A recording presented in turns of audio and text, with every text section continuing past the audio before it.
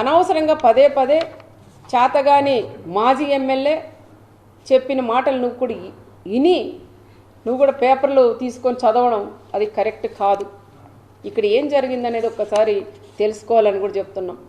మరి రెండో రోజు ఏమైందయ్యా మీకు? రెండో రోజన్నా రావచ్చు కదా.